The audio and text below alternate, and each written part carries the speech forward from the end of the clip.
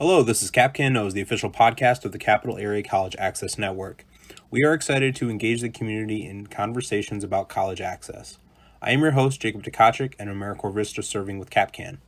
Today we have a very special episode about economic development, talent, and college access. Arnold Weinfeld, the Director of Urban Policy Initiatives, Associate Director for the Institute for Public Policy and Social Research at Michigan State University, serves as the chair of CapCAN's Executive Leadership Board, and today he will interview our special guest. Arnold, I turn the mic over to you. Thanks, Jacob. As Jacob noted, my name is Arnold Weinfeld, and I chair the Capital Area College Access Network's Executive Leadership Board. I've been on the board now, I think about 3, maybe 4 years. I've also involved in the region in community and economic development initiatives, serving on the T3, what we call the T3, or the Teach, Talent, Thrive Workforce Development Collaborative, which is a collaborative between K-16 education, workforce development, and private sector, so public sector, private sector collaboration here in the region. And today I'm pleased to have the opportunity to interview and talk with Tim Daman, the President and CEO of the Lansing Regional Chamber of Commerce. Tim has been with the Chamber since 2005, and before that spent 6 years with the Michigan Economic Development Corporation, so a lot of knowledge and experience as well in the region. And Tim's an MSU grad, as am I. And it was a great game last night. It was a beautiful game. Yeah, it was a beautiful game. Right? Great way to end the season. So as I mentioned, I myself am involved in a few initiatives here in the area. Tim, obviously, in his role as President and CEO of the Chamber, has been over the course of time involved in a number of different initiatives in the region's economic development sector. And you know, Tim, when I came here a while back, I should say, I'll say it about 40 years ago to start my schooling here at Michigan State University, I noticed that this region was really driven by 3 main industries, and that's Michigan State, GM, and state government. But folks such as yourself and others have worked really hard over the course of time to diversify that in insurance and life science. What's your perspective on what drives Lansing's economy these days?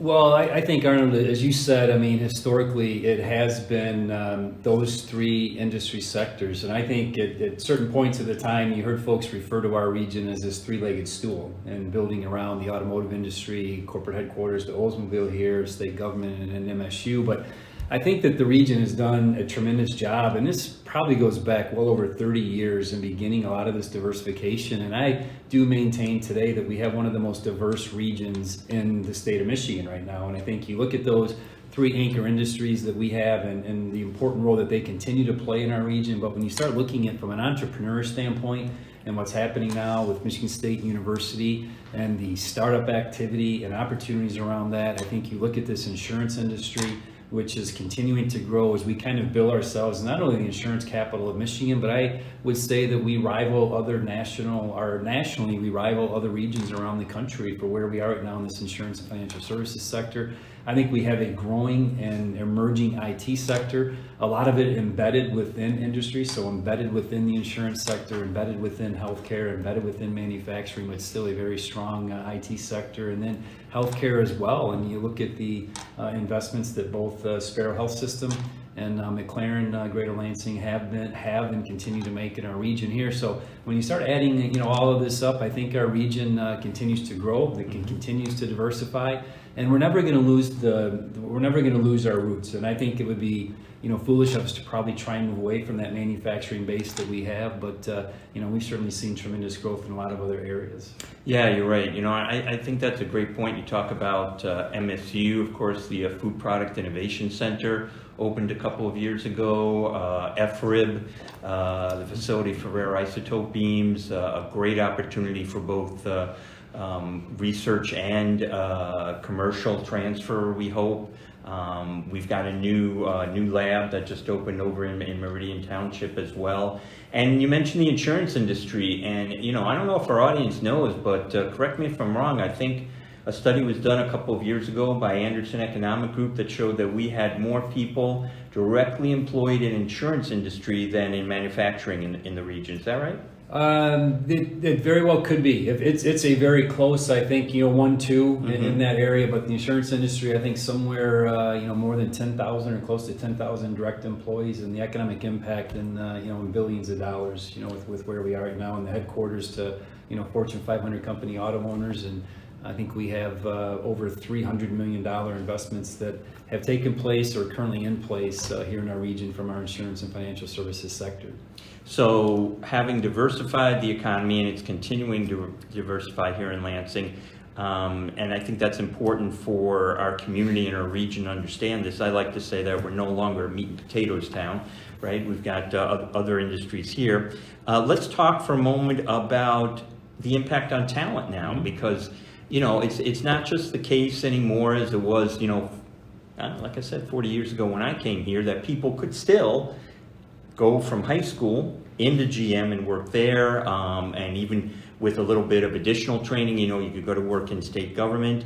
But, you've had discussions with CEOs here in the region, and K-12 and higher education, not just MSU, but LCC, Lansing Community College, and Lansing Community College now has a university center where we have other universities from around the state. But there's a lot of people that are talking about talent and the need for talent. What do you think is our collective goal for talent in this region, and how can we foster a table to make sure that everyone's talking about it in one voice? CEOs, K-12, higher education. Sure, and I think that's the silver bullet right there, and that alignment piece. And I don't want to say that we as a region that we don't have a plan. I think we have a little bit of a vision of where we want to go. I think we're lacking alignment, and I think at one point in time I've been told there might be over 30 organizations that are working in this talent and workforce development space in some way, shape, or form, and everyone doing really good work, but are we aligned to a common goal and vision for the region? And so I think we have to keep that collectively in mind.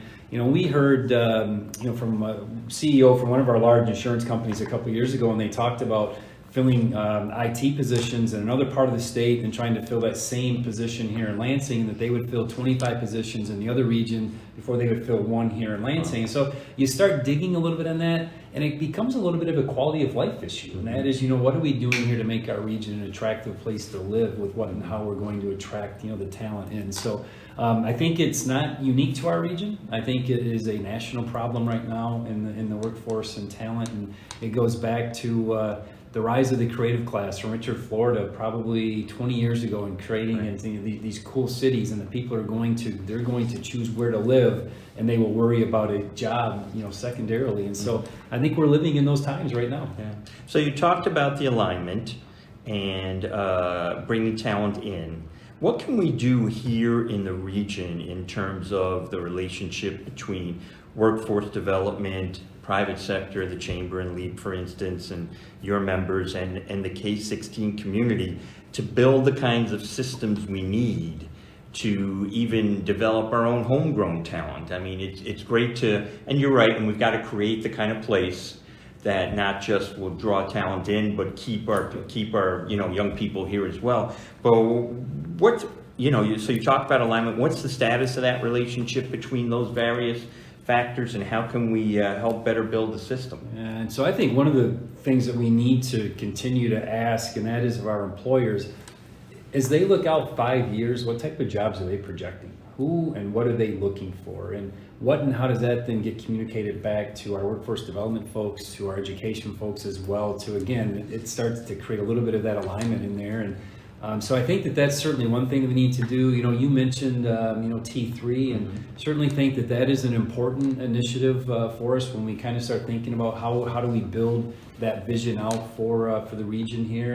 And there are paths, and clearly I firmly believe, and I think the data indicates that, those regions that have higher education attainment are going to be more prosperous. So I think that that's an equation that we know that works. And so I think we have to continue to strive to have a better and stronger educated, region. And I also think we have to find those career paths as well for kids coming out of high school, and so that it is a career or is a college, and have those tracks that they're, that they can, continue to look at for some of the success. Yeah, well, like I said, as a part of T3, as a part of CapCAN, I thought one of the better efforts we made as a region and in these three sectors was last year's fashioning of our Marshall Plan application. And for those that don't know, the Marshall Plan was an incentive program developed under the former Governor Snyder administration to put some money on the table for collaborative efforts between K-12, higher education, workforce development, and the private sector.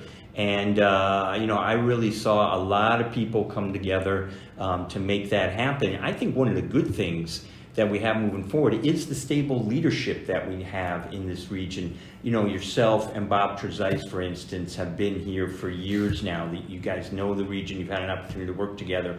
As you've had an opportunity also to interact with the K-12 folks and the K-16, of course, President Stanley being new to the region, but he himself involved in economic development initiatives back at Stony Brook on Long Island when he was there. President Knight over the course of time, and we'll see some new leadership there in Capital Area Michigan Works. But I think there's a comfort level, I see a comfort level between leaders in these areas here to help move us forward in the future.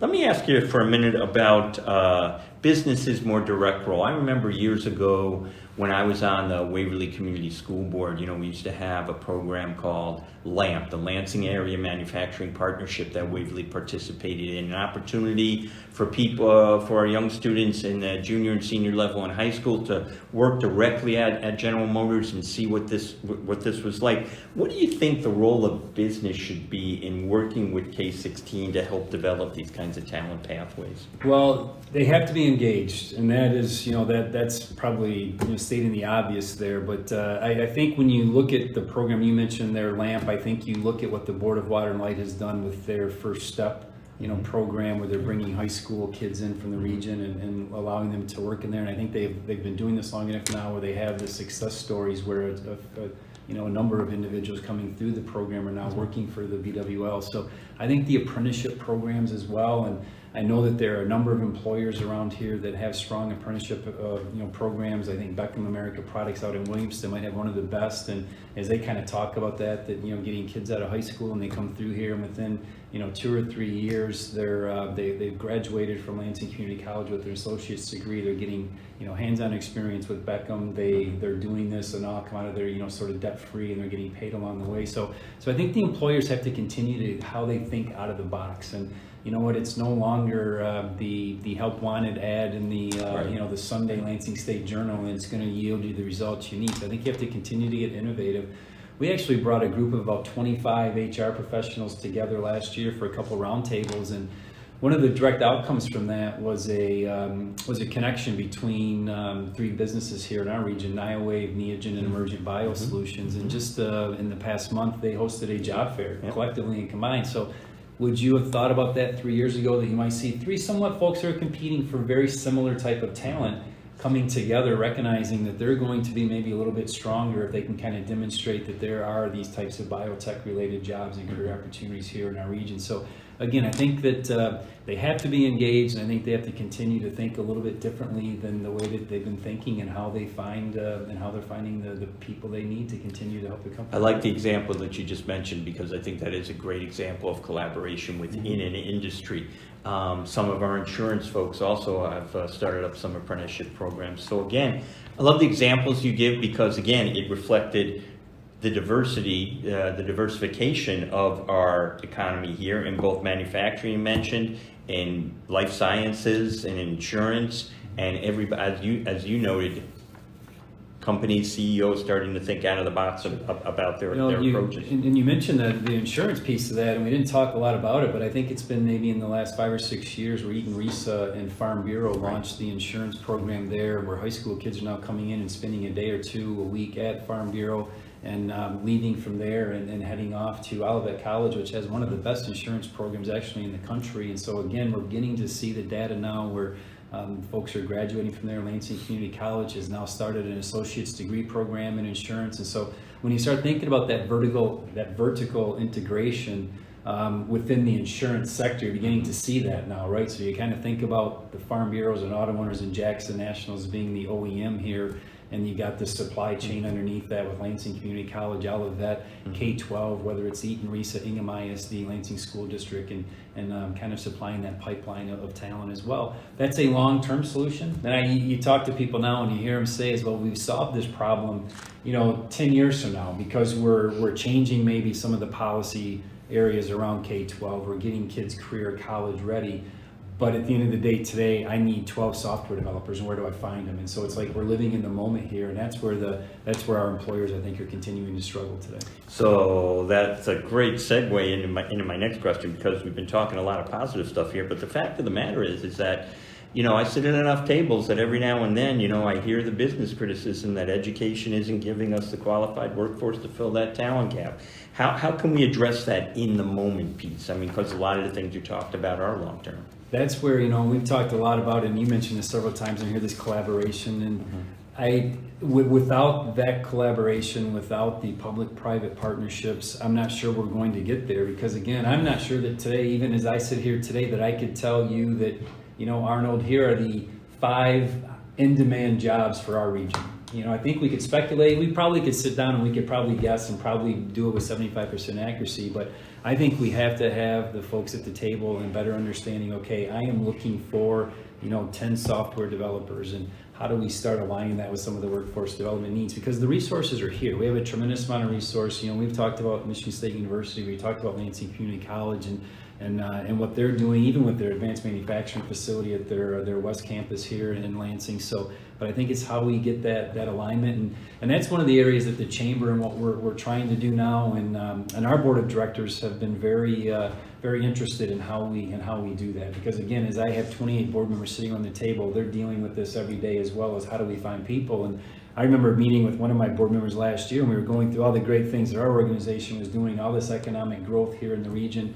We were talking about some of the talent and workforce development issues, and he looked at me and he says, but you know what, at the end of the day, I do need 8 diesel mechanics. I could hire them all right here today. How do I find them? And so I think it is getting those resources aligned and where and how we can help the folks find the people they need. Very good, very good. So you talked about how those more prosperous regions, have a higher percentage of adults with a college education, a college degree, or at least some technical training. Here at CapCAN, we've created an initiative called Pathway to Potential to provide college and career coaching for young adults to reconnect to the education they need to have careers rather than dead-end jobs. Following on the Marshall Plan that I just talked about, the Whitmer administration has also proposed 2 initiatives, the Reconnect Grant and the Opportunity Scholarship, to provide more Michigan investment in financial aid to get our young people and returning adults back to complete their degrees and credentials.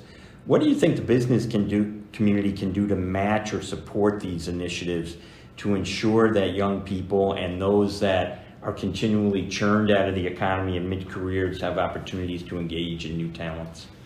Well, I think a couple things. So the 2 programs that you mentioned from the Governor Whitmer's administration, Michigan Reconnect and the Opportunity Scholarship, the Lansing Regional Chamber has supported both of those initiatives. And we've also been involved with and talking with her team as well on the 60 by 30 initiative as well. So, and can you tell our listeners what that 60 is? Yeah, so that is hitting the certificate or advanced degree, associate's degree, bachelor's degree and above, getting those numbers to 60% by 2030. And I hope I've explained that correctly. You did, as a matter of fact. But and I think it speaks volumes to what we talked about earlier, and that is that, the higher the education attainment level, that equation to economic prosperity, right? And so, if I'm not mistaken, I think our region is somewhere in that 43%, we're low 40% right now. And so, and that's where I kind of turn and start looking at you and saying, yes, I'm looking for the head nod. So about 39, I think it is actually. And 40 in 40 Eaton and Ingham. 48 in Ingham. In Ingham, yeah. So that was Michelle Strauss, by the way, for our listeners, our executive director here at CapCAN. But we do have, that's a great point though, we do have some,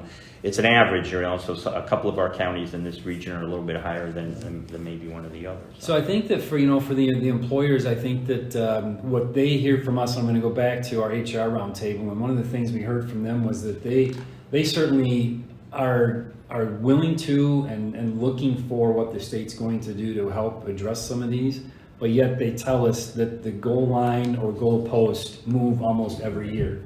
And if it's not every year, definitely as administration changes, and so forth. And so I think what they're looking for is some greater consistency with some of the programs. And we're kind of talking about college degrees and where we go here, but there was another program that was started under the Schneider administration going pro, and that's been caught up in a lot of political debate and football right now, and going back and forth on where that is. And that was certainly some funding to kind of help close some skills gap for current employers and retraining their people and employees. And so I think that whatever the business community can do to continue to work with their elected officials in making sure that there's some consistency with some of these programs and a little bit more long-term sustainability, I think it will go a long ways in helping address some of the I was just going to say consistency and predictability are two of the hallmark trademarks that certainly businesses look for in any number of different areas. And as is usually the case, as we get a new state government administration, the programs change names, the programs may look a little different. But I think that the business community can assist with helping new administration officials, whether it's a new governor or new State Department directors, with understanding from their perspective what works and what doesn't work. And so hopefully we can continue to collaborate in those areas.